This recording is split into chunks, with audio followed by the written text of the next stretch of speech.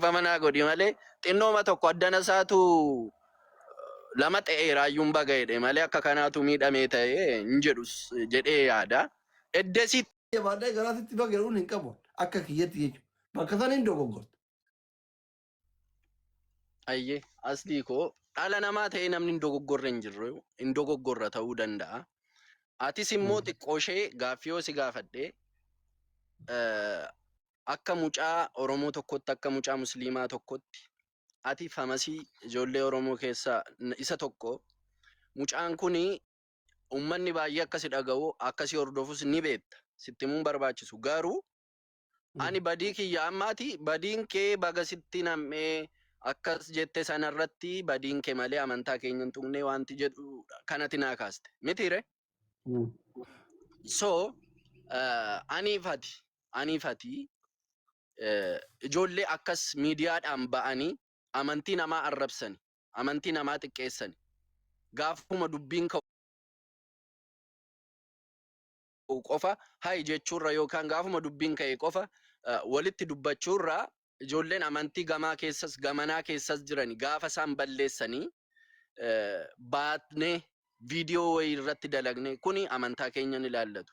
Kanaafiyyuu nuti warritti dhalannetti guddanne keessa jiraachaa jirra. Haalli itti nuti jiraannu immoo quraanni keenya kana jedhu nama narrabsiina nama intinin jedhiinaa jedha jettee viidiyoo hojjechuu yookaanis hojjettee beektaa'u si galee ani garuu siimeeqa irra deddeebi'ee viidiyoo dalageera waa'ee amantaa waan nagashuun qabu garuu yeroo irra deddeebiin amantaan kee arrabsamu immoo si galee mucaan kun famasiidha abdiin famasii guddaadha si galee miti beekamaadha namni beekamaa akkasii gaafa dalagu asliin immoo gadi baatee lakki dhaabi wanta ati gochaa jirtu kuni sirrii miti jettee dubbattee yoo beektaa ani amma balleessaa kiyya qofaa fuutee yookaanis ani yoon balleesseesi nama dhuunfaa tokkotti hin balleessa la waan hin hojjedhu sammuu koo amansiiseen hojjedha asli akkuma ati viidiyoo sammuu kee amansiistee dalagdu akkuma waan dubbachuu barbaaddu tokkorraa ofii kee nutuu nama mari'atiin kanatu viidiyoo hojjettu si galee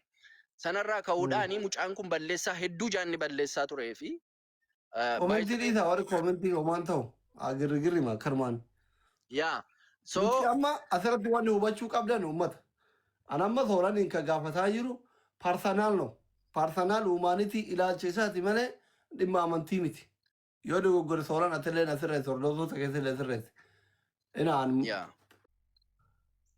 sooraniin itti dhiyaadha walitti dhiyaanna nama yeroo rakkoo keessallee walii barreessinu parsanaal ilaalcha isaati gaafataara malee nunni amantii isaa difeensi godhaan jiru anis amantii kiyya difeensi godhaan jiru nuti dhimma amantii wama nutti man taqabbaluudha malee hin beeknu innis baratee waan achi fagaateen fakkaatu anillee waan xixiqqoo malee hin beeku.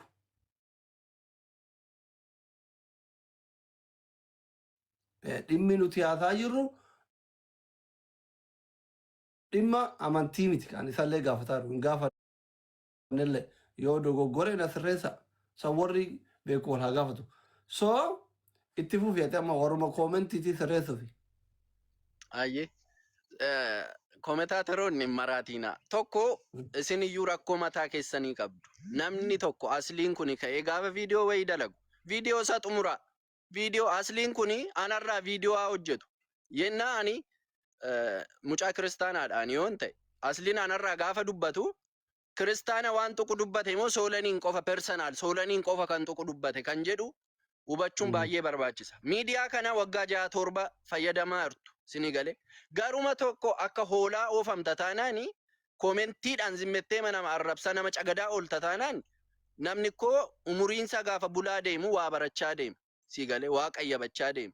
Social media kana akkuma waggaa tokko fayyadamtutti hin fayyadamtu ashaashaalaa deemta kaameraa kee jireenya kee gaayilaanis waan baay'een barnootaan umuriidhaan waa baay'ee barachaa deema dhalli namaa baradha warri koomentaataroonni jechuudha. Ani har'as boorus amantaa nama kamiirraayyuu dantaan qabu si galee garuu nama amantaa nama arrabsu durammoo nan dhaabbadha. Yenna ishee waan harka ishee argattu immoo akka kotti na gammachiisa anaan.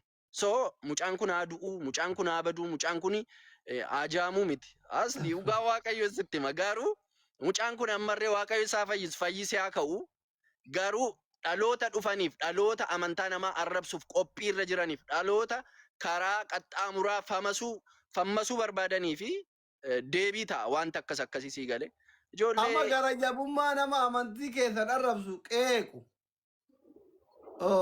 Kana yoo miidhame yoo waa ta'e itti gammaduu kana arrabsu ishii arrabsumatti hafuun nama amantii keessan arrabsu yoo miidha wayii irra gahe itti gammaduu kana ideolojii keeti moo ideolojii amantichaati? No, ani waa'ee amantii keessan jiru amma sila. Ani amantii kiyyas amantii keessanis ija tokko ilaala sii galee. Sitti mee duras dubbadheen jira. Ani intala musliima tokkorraa jaalalli na qabnaan amantii kiyya jijjiiruu nan danda'a. Oromummaa kiyya jijjiiruu hin danda'u. Kuni pooyintii isa guddaadha bakka sii galee. Waa'ee ammarree ijoolleen as jalatti wal arrabsanii meeshin godhanii wal kaakkaa jiru sii galee. Amma wal shakashakaa jiru dhugaa asiyyuu wal shakashakaa jiran. yaa hubannaa dhabuudha malee afaan tokko dubbachaa jirra. Inni as jala jiru Oromoodha sii galee. Sidaamaa wayii dhufee nu dhaggeeffatu. Oromiffa kana badaan beekan. Nuti afaan isaaniillee beeka malee.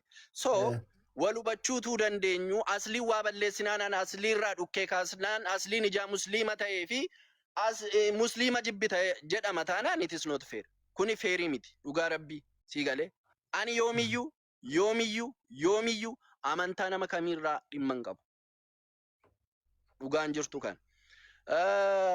Mucaa kana dubbiin ijoon amma dubbiin asliinis dhufee aniif aslii irratti mari'achaa jirru waa'ee amantaa musliimaa fi kiristaanaa difeensi gochaa jirra osoo hin taane soolanii akkamiin dandeessee mucaa kanatti akkas garaa jabaattee ati waan kana dubbatteedha kan inni na jedhe. Mucaa kana immoo aslii dhugaa jette ati ani sii meeqa 3 4 viidiyoo ni jira jala galtan ilaaluu dandeessu dhiisii.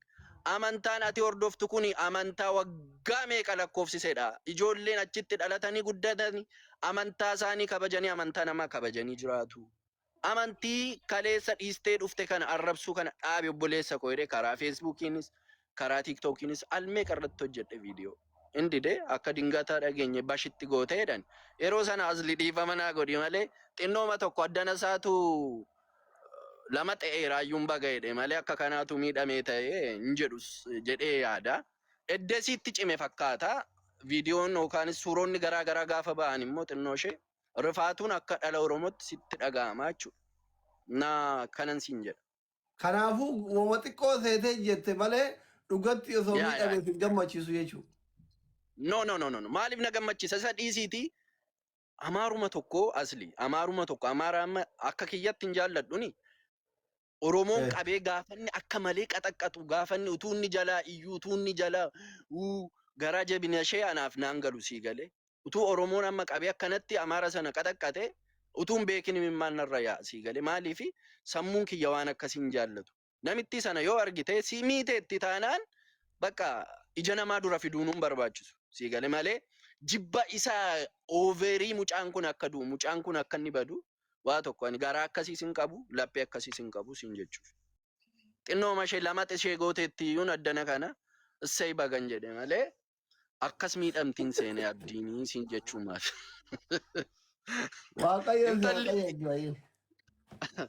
Intalli alaammattee matti naqxe ta'ee maal hin beekaanii mucaan I don't know malee du'a namaa caba namaa jibba waan akkasiin qabu siin jechuu maal. Rabbi haa fayyisu. Rabbi haa fayyisu. Inshaallah. Inni akka biraa kanaadha dhaqame. Shee Ahmadi noo isin araarsu? Shee Ahmad sirrii miti asli waan ati beeku dhugaa waaqa jiraata. Mucaan kuni dhugaa Rabbi amantii walitti naqa malee guyyaa tokko ijoollee bira taa'ee ammaan maqaa namaa dha'uun barbaadu garuu ijoollee bira taa'ee irree famasootuma xinnoo ishee gaafa argu bakka attaakii anaaf isa gidduu jiru beektaa sana ilaallatee anaan na waraana yeroo baay'ee guyyaa tokko viidiyoo irratti dalageen beeku. Barri nama sheekatti qara'eettiniin hadiisaaf quraana irraa hima waan himu. Tilmaama akka kiyyaaf kee kana dhoofu waan nutti fakkaata. Maanoo na ammatti galtutti inni hedhe taada hadiisa rukkutee jilbeeffatee argeere si eegaan ture akkati innaa namoota akkasiidhaan ba'uqatiidhaan dura dhaabbachuudha malee du'itti walirra gwanii deebisuun hin ta'a. Uqati yoo qabaate amantii isaatiin barsiisuudha malee iddee ijoollee wal loltu maal hojjeta reenni sheeka taana. Sheekni kabaja qaba beek. Sheekni ijoollee wal loltee walitti araarsa asli. Malee ijoollee dhagaa walitti darbattu gidduu galee hee amantii musliimaa jibba mucaan kun ani dhuunfaa nama tokkorra dubbannaan amantii musliimaa jibba ana amantii musliimaa jibbee ana amantii musliimaa arrabsee viidiyoo immoo fideennaan gogaa waan fiduun qabu.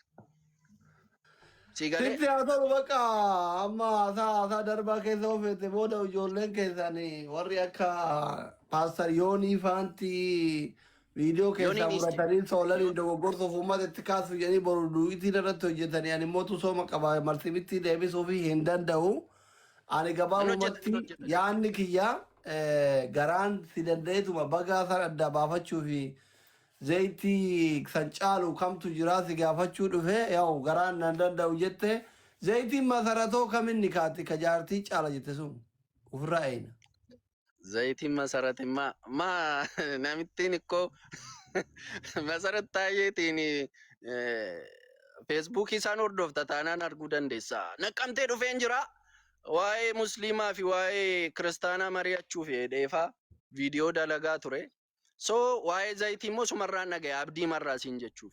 Warri zayitii maal gootani zayitiin keessan maal nama godhaa maal jedhee kunoo pheenxeen amantiin keenya akkamidha asli kabali rukkuti ishee akka kootiin danda'u malee jechuudha. Yoo kabaltee callee deema si jalaa deema. Inni jilbaani kan inni deemu si galee malee dullaadhaanii rukkuttaadhaanii abaarsaadhaan hin deemu siin jechuu maafi. Hayyee boleessa kiyya asli qashtii seenaatiin fayyaa nagaa naa jedhee mucaa lammaffaas argatteetta galatoomii akka kee kanatuun duraan jedheera ta'anis yoona nan gammadan ture. Keeniyaa kanatti waan ganne Qabadhee dhufeen dhugaa waaqa qabee dhufeen hidhee maal taate ashi bakka asitti haa tolu ayyee. sittaa tola asliikoo thank you. Ayyee.